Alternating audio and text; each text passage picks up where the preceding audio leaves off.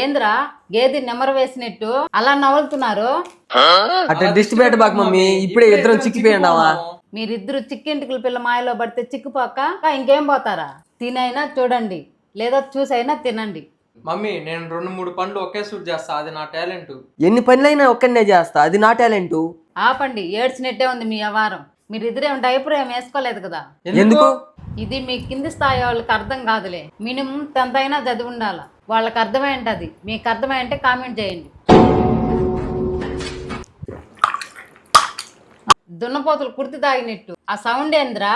Serial చూస్తున్నాను కదా. ఇంకొకసారి సౌండ్ చేస్తున్నారనుకో.